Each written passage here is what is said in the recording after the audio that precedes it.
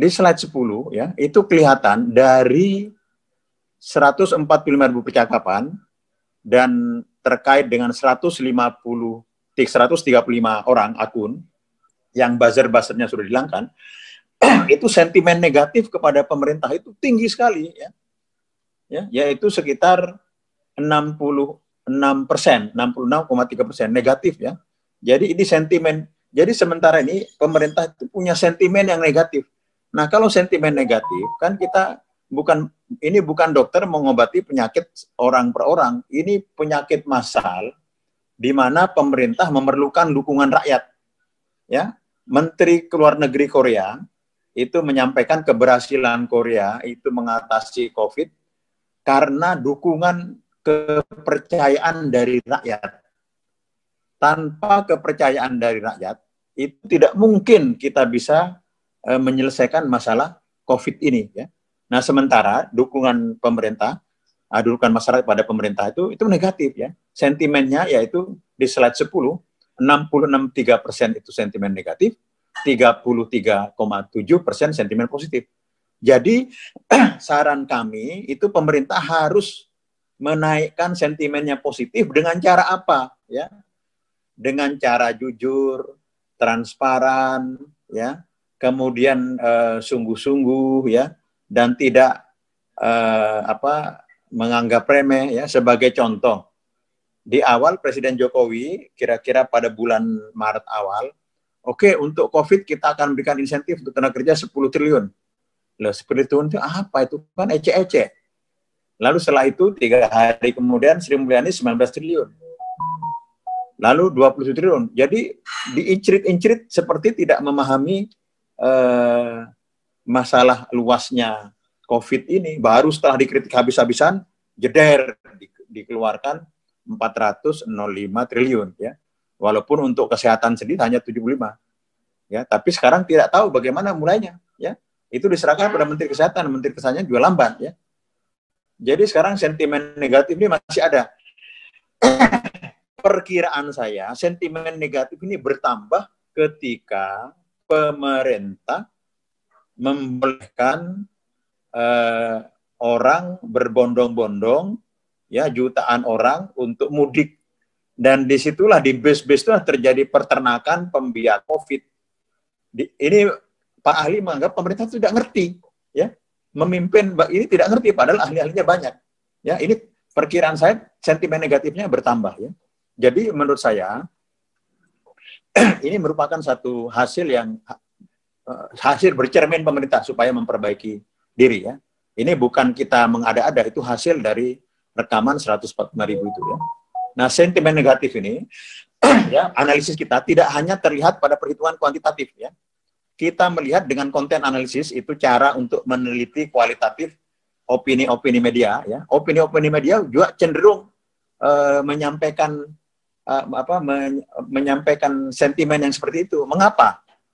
Ya karena ya macam-macam lah, dari awal tuh sudah bercanda-canda, ya. Ini tidak mungkin Indonesia kena, ya, atau kalau kena itu pakai susu kuda liar, bercanda yang sebenarnya tidak bermutu, ya.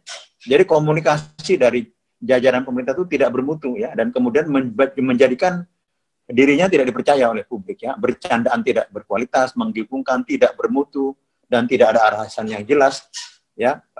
Jubirnya ngomong boleh mudik, nanti dikoreksi oleh yang berikutnya, ya.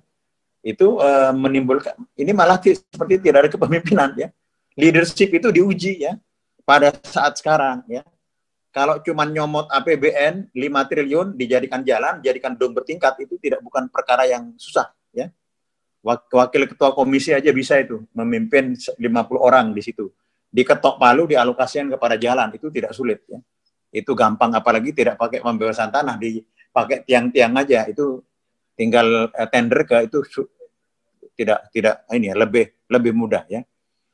Nah, sekarang teman-teman, ya, langsung ke slide 13, ya. Slide 13 tuh, Galuh, slide 13, ya. Nah, coba perhatikan. Siapa orang-orang yang ditangkap negatif pada awal-awal awal-awal itu ya, awal-awal. Itu ada 2 orang, yaitu Menteri Kesehatan dan Presidennya sendiri, termasuk Bu Sri Mulyani, walaupun tidak intens ya. Itu dari pembicaraan berapa itu kira-kira ya? Berapa ribu itu kira-kira? Coba. Imam berapa itu yang Menteri Kesehatan, berapa percakapan? Di saya kecil nih. Itu, ada berapa? 16.000 ya? 16.000. Ada 16.000 percakapan, 93% itu sentimennya negatif kepada Menteri Kesehatan. Ya, karena kesana kemari ngomongnya, dan itu media menganggapnya ini komunikasi yang jelek. Ya. Jadi betul-betul sekarang komunikasi yang jelek, ditambah jelek juga di DPR ya. Orang-orang masih kebingungan, mereka mau bikin tes bersama-sama, mempertontonkan kemewahan walaupun biayanya nggak seberapa ya. Nah, tokoh kedua itu Presiden Jokowi ya. Itu kira-kira 79% dari 8.000 sekian percakapan itu negatif ya. Ya, jadi nah itulah karena negatif ini kemudian dihantam oleh pendukungnya menjadi belah ya, seperti lockdown itu ya. Yang jadi tidak menyelesaikan masalah, tetapi bertempur secara politik ya, antara 2 golongan masyarakat. Sebaiknya 2 pihak, golongan masyarakat yang dulu memilih Prabowo kan sudah bergabung, nggak usah lagi seperti itu. Yang memilih Jokowi nggak usah nentang-nentang orang yang memberikan kritik ya. Justru sekarang kritik itu harus disadari baik karena oposisinya sudah hilang ya. Ya, seperti itu ya. Jadi ini ya, nanti dalam crawling yang berikutnya itu saya kira akan lebih banyak tokoh yang sentimennya negatif ya. Nah, itu yang kita lihat ya dari hasil-hasil yang kita dapatkan. Apa kesimpulan dan saran ya? Nah, kesimpulan saran saya yang pertama ya. Dari hasil pantauan secara kuantitatif ya, 145.000 percakapan tadi, dan pantauan secara kualitatif ya, konten analisis, diskusi grup, fokus grup diskusi dan seterusnya, ini kepercayaan rakyat kepada pemerintah sangat tidak memadai. Ini harus diperbaiki ya. Ini kesimpulannya ya. Pemerintah tidak mempunyai cukup kepercayaan yang tinggi di masyarakat seperti ditunjukkan oleh sentimen yang negatif ya.